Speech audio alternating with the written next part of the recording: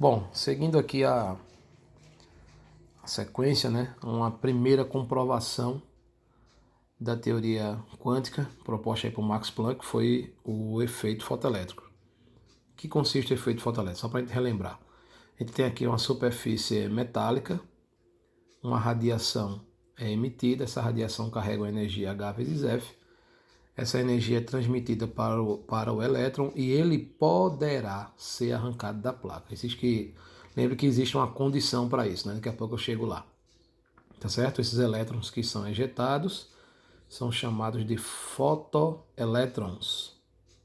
Fotoelétrons. Esses fotoelétrons ejetados carregam consigo uma energia cinética, né, de movimento, que a gente vai comentar daqui a pouco. Esse fato de iluminar uma superfície metálica pode também ser usado para eletrizar um corpo, né? No caso aqui, uma esfera metálica está sendo iluminada por radiação ultravioleta e os seus elétrons vão ser ejetados. Então, consequentemente, ela vai perder elétron e, ao perder elétron, ela se eletrizará com carga positiva. Tranquilo?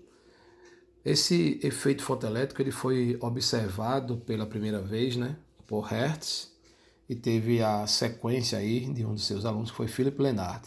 E aqui está um esboço, pessoal, de um desenho que a gente fez em sala. Na verdade, estava lá no quadro no experimento, né? Uma luz incidia numa das placas, no cátodo.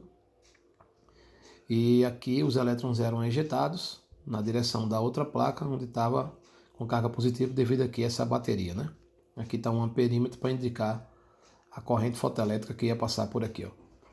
A facilidade dos elétrons de irem de uma placa para outra se dava pela presença do campo elétrico, né?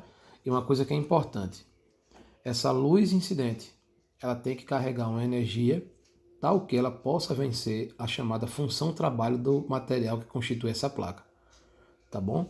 Essa função trabalho, ela vai aparecer na equação, né, proposta por Albert Einstein, e vou mostrar a vocês daqui a pouco, tá? Só para relembrar isso, tranquilo?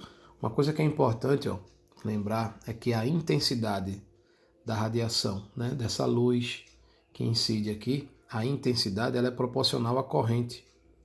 Então, se ela é proporcional à corrente, então se eu aumento a intensidade, eu coloquei aqui de cor diferente, mas não é porque é o azul, porque é o vermelho, nada não, tá? É só para diferenciar. Imagine que a primeira situação eu coloquei uma certa intensidade, aí deu essa corrente I1. Na segunda eu vou colocar uma nova intensidade, então vou ter uma corrente maior I2, uma intensidade maior, então vou ter uma corrente maior I3 e assim por diante, tá bom? A energia cinética máxima ejetada, ela vem do teorema da energia cinética, né? A energia cinética, a variação da energia cinética é igual ao trabalho da força elétrica, então aqui ó, K vezes o potencial, então a gente vai ter aqui a energia cinética máxima. Tranquilo? Bom, desse lado de cá eu coloquei a equação proposta, né, por Albert Einstein, onde ele diz que a energia do fóton é igual à soma entre a energia cinética mais a função trabalho. Tranquilo? Essa função trabalho a gente pode interpretar como sendo a energia mínima necessária para que o elétron possa ser arrancado da placa. Essa energia mínima, que a gente coloca aqui, ó, existe uma frequência chamada mínima ou também chamada de frequência de corte. Ela é dita pela condição onde a energia cinética ela tende a zero, tá bom? Então, se a cinética tendeu a zero, então naquela equação fica que H vezes F é igual a φ, e consequentemente, passando da H para cá, a frequência de corte é φ sobre a constante de Planck. Tranquilo? Uma coisa, pessoal, legal e interessante também que eu coloquei no quadro para vocês foi isso aqui, ó. Eu coloquei aqui 3 metais diferentes, metal 1, metal 2, metal 3, numa curva onde eu tenho aqui no eixo vertical a energia cinética e no eixo horizontal eu tenho a frequência. Cada ponto desse aqui, né, vai identificar o meu potencial de corte, né, minha função trabalho, melhor dizendo, função trabalho. Essas retas elas têm uma particularidade de serem paralelas entre si.